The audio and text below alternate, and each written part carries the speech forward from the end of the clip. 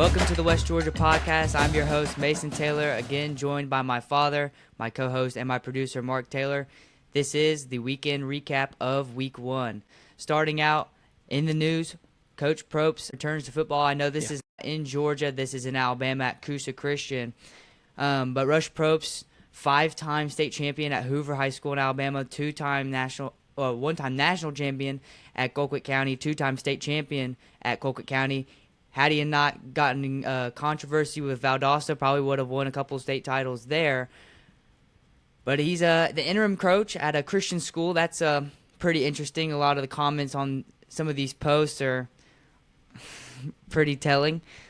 But ITGnext.Georgia, they did a poll. 77 people voted on it.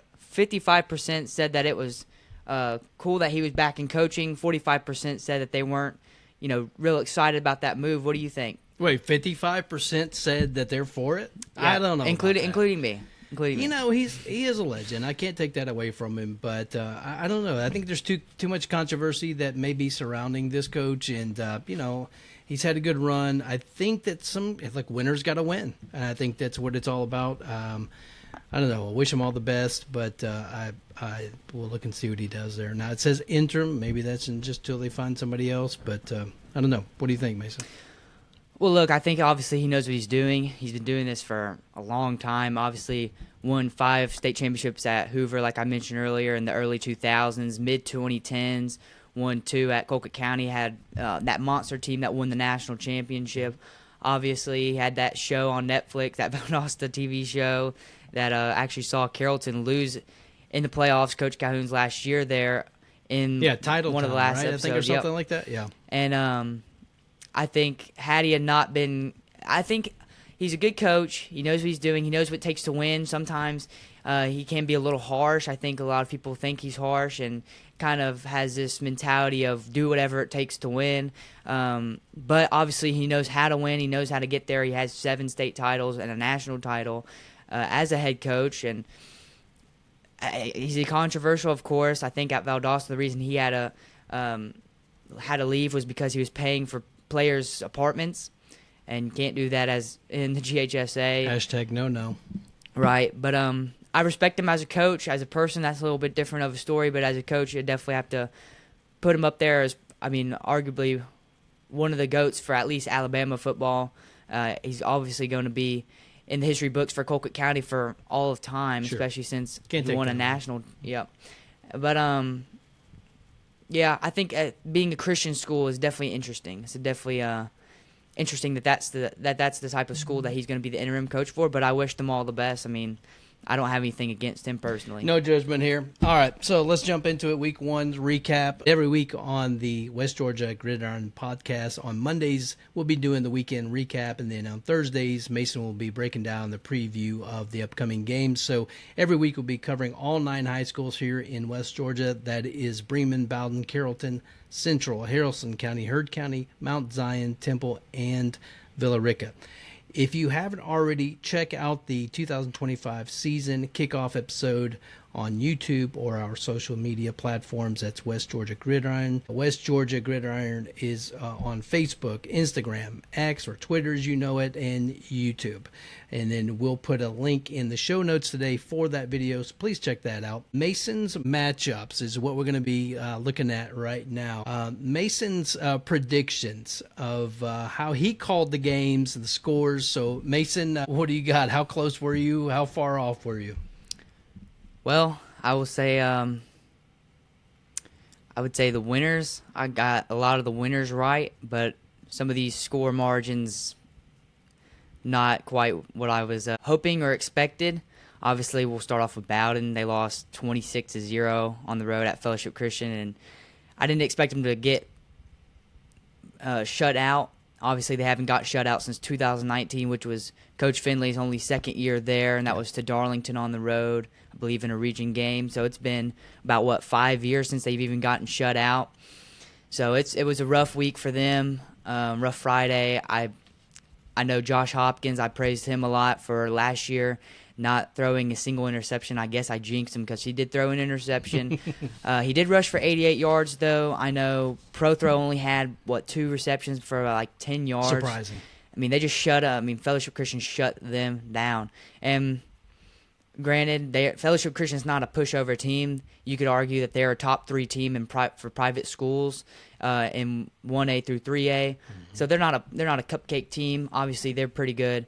But definitely from Bowden, the 3-time state champions back to back in 1A Division II, you don't expect them to get blown out week 1. But they have a good opponent coming up week 2, Macon County. They shouldn't be too difficult. They should be pretty good for them as their home opener. They should be able to come in here and have a pretty good week 2. But yeah, week 1 was definitely surprising. I believe my prediction, let's see, I believe it was 28-23 Bowden. So obviously not right on the money there. I had Bowden by 5. They lost by 26. The next one's Carrollton. I was pleasantly surprised with how this game was going in the first half. Obviously, I think it was, 48-14 heading into halftime. Yeah, I really thought this one was going to be a tougher game. Right, and I think it was based on last year. That's probably why. Right, and they had a lot of guys graduate last year. And really it was 48-7, but they scored right before the half, so it was 48-14. We ended up winning 48-21.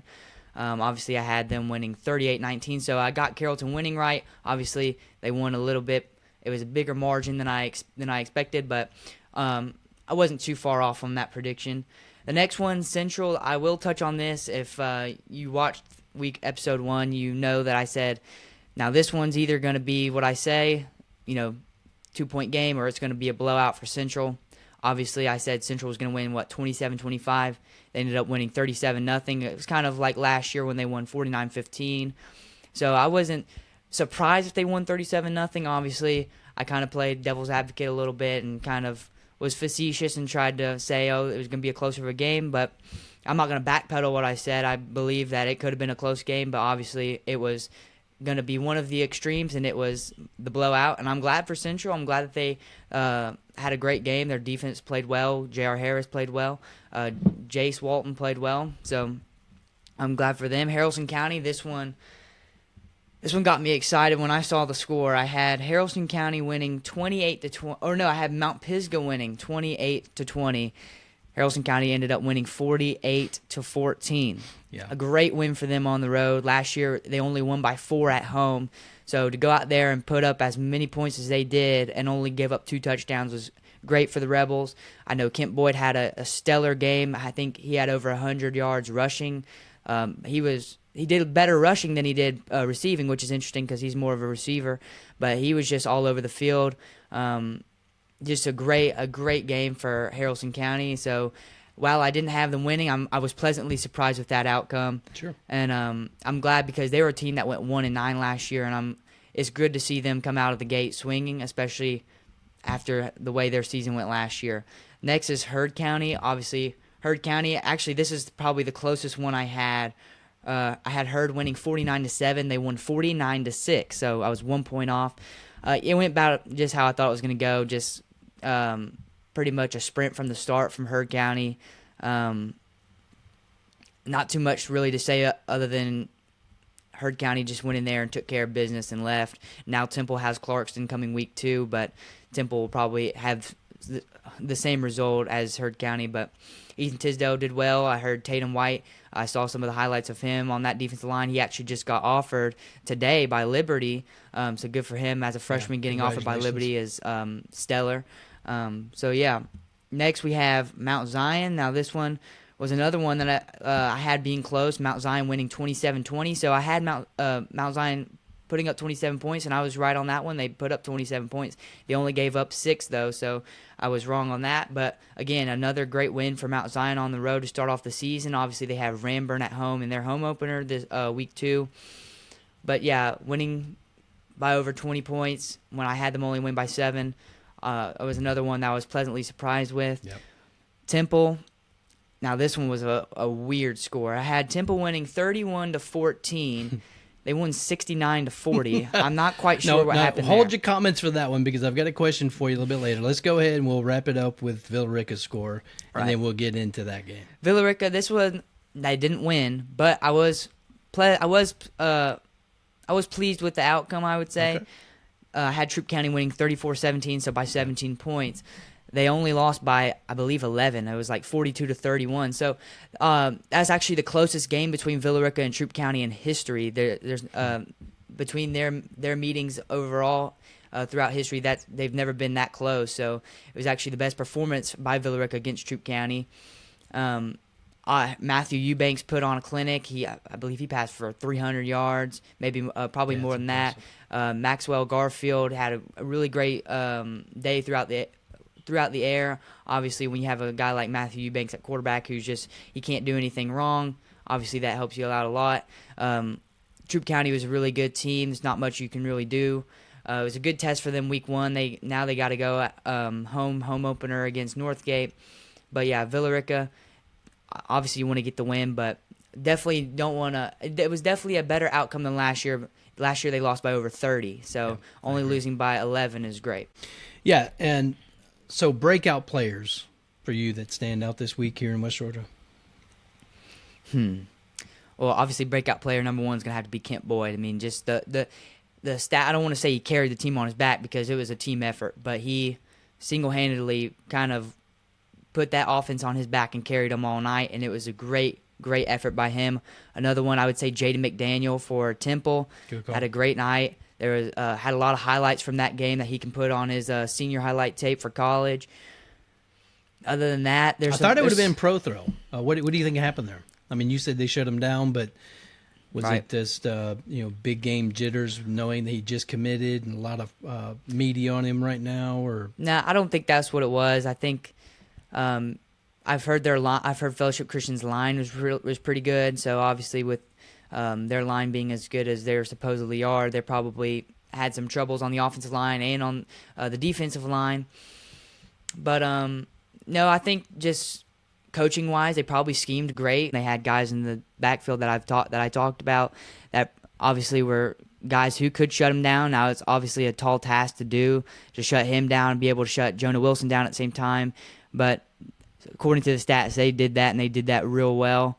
I think going forward for teams like Manchester, who know what it's like to beat Bowden, they beat them last year, that are going to have a harder time this year, and even teams that Bowden might meet in the playoffs, this is kind of like the blueprint that you got to look at. What did Fellowship Christian do? Because they didn't let him score once. They didn't even let him get a field goal. Obviously, Bowden is they're going to get better throughout the season, so it's not going to be the same coming into the playoffs or region play. It's not going to be the same Bowden team, I hope. But they're either going to get, I would say they're going to get better. They could get worse, I'm not sure, but with that coaching staff, and the players that they have, you can only think that they're going to get better, and they probably will. But they just had a rough week one. It was on the road against a top 10, you could argue top 3 team, like I said. But yeah, I think they just did what they needed to do. They executed in all phases of the game. Didn't have really, if any, they didn't have any mistakes. And offense, obviously, Josh Hopkins threw a pick, mistake after mistake. Couldn't get the run game going really at all, other than with Hopkins, because he had 10 carries. That was the most by any player on Bowden. And through the air game was just shut down completely. Who do you think your biggest blowout was? Biggest blowout? Well, Bowden Fellowship. Okay. Yeah. Yeah. I mean, and then any surprises? I mean, I know we talked about, I think some of these scores were surprising, but what was surprising other than the score? Anything stand out for you? Just like, man, that kind of shocks me. I didn't see that coming. I would say C.J. Cipher starting as coming out first drive as the starting quarterback for Carrollton. Obviously, during practice, it's been pretty even reps between the two, and you would expect, just because he's a senior and he's got more experience. He's got 2 years under his belt as a starter at a different school. You would think Holtzall would come out as a starter. He was the starter, I believe, in the Hateville Charter scrimmage. So to have Cipher come out and start as a freshman against Woodward Academy, and granted, he came out there and they put a touchdown on the board. I believe it was almost an 80-yard drive to score, but I mean, that was a surprise to me coming and seeing him go on the field, but he handled his business like he should. Yeah, that's good. So in closing, I love this weekend wrap up, and so again, make sure you're tuning in on Thursdays. Mason will be covering all the upcoming games, in-depth coverage, analysis, team highlights. He'll be talking about the strengths and the weaknesses and some standout players. And then if there's any rivalries, he would be talking about that as well. But reflecting on past performances is what we'll be covering, setting some performance expectations, and then giving detailed predictions. Of course, we said analysis for the weekly matchups. And then we'll examine some strengths, again, weaknesses, standout players to watch. That could be breakout players next week that maybe we expected this week. So tune in to those games. If you are at a local high school, go and support your teams. Go and support your coaches, your cheerleaders, all the program there, the concessions. Everything makes a difference. And so we can keep West Georgia football strong. So that's going to wrap it up for this time. Again, remember our social media. Follow us there or on YouTube. And we will see you on Thursday's show. Great show, Mason. Appreciate it. All right. We'll see you.